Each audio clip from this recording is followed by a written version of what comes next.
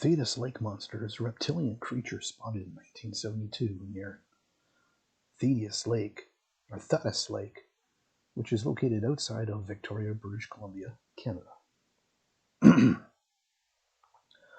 August 17th, 1972, it was reported by the Victorian Daily Times that 16-year-old Robert Llewellyn and 17-year-old Gordon Pike went to the Royal Canadian Mounted Police claiming they saw a spontaneous swelling of the water and then were chased by a terrifying monster.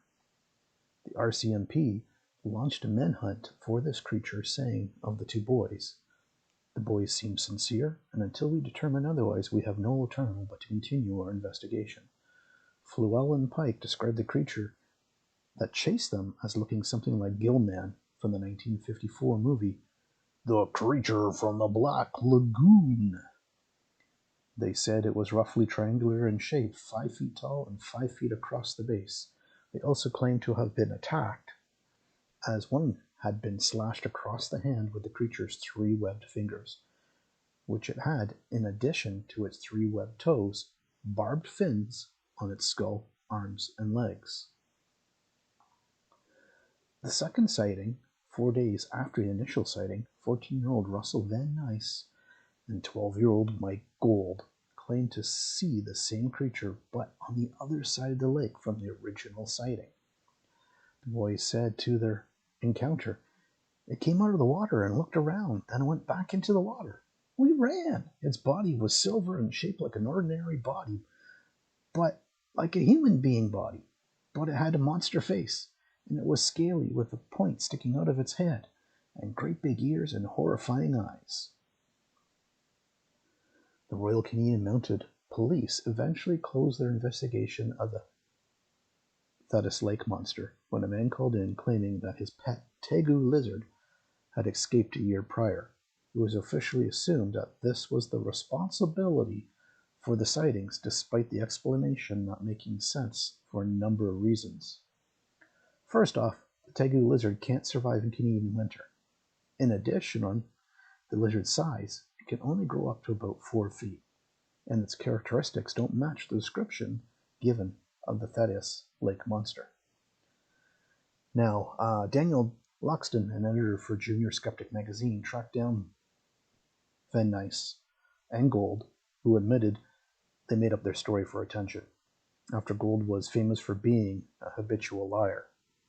Luxton also noted that the coincidence that a week before the original report, a local TV station had broadcast the movie Monster from the Surf, also known as Beach Girls and the Monster, which featured a creature similar to the one reported as the Thetis Lake Monster. Luxon also stated that the only reason the story that the Thetis Lake Monster has endured despite its debunking is because cryptozoologists don't do their homework.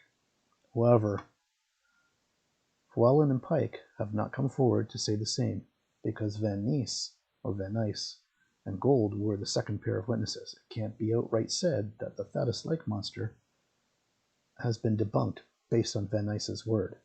Even prominent cryptozoologist Lauren Coleman has noted that the confession Luxton received from Van Nice should not be accepted as the ultimate truth, that the Thetis Lake Monster being a hoax, saying that there's usually someone around who wants to tell whomever, well, listen, that such and such an event was a hoax to get their 15 minutes of fame. It especially should be outright assumed that the Thetis Lake Monster is a hoax because the sighting has been reported as happening as recently as 2006. So don't think that, hey, it's a hoax. This has happened. Jesse Martin claimed in a post that was dated November 1st, 2011, that as he was leaving the lake, a man came running towards him, lunged into his passenger side door, hit the handle of the door as he pulled away. So this is what he noticed.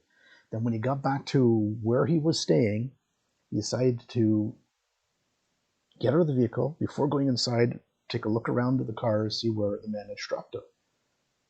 As he walked towards it, he stared dumbfoundedly at what he saw. 5 scratch marks with patches of fish scales strewn throughout. Coleman asked Martin what he thought about debunkers who dismiss his claims. His response was, to the debunkers, it is simple. It's easy to deny the existence of something if it doesn't fit into your concept of what is real and what isn't. It's difficult to come forward and admit you've actually had an encounter with an unknown creature, knowing you'll be in a position to be attacked. So, are we to believe what Van Nice's claim that because he and Gold made up the story, that Llewellyn and Pike did the same and simply just didn't come forward?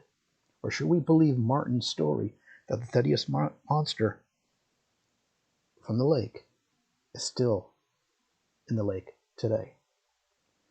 As with most cryptid legends, anything is possible, and it's up to the outsider to decide which side of the story they want to believe. But the question is, are you brave enough to go to Thetis Lake, outside Victoria, British Columbia, Canada, to find out for yourself? And would you be encountered with the Thetis Lake monster?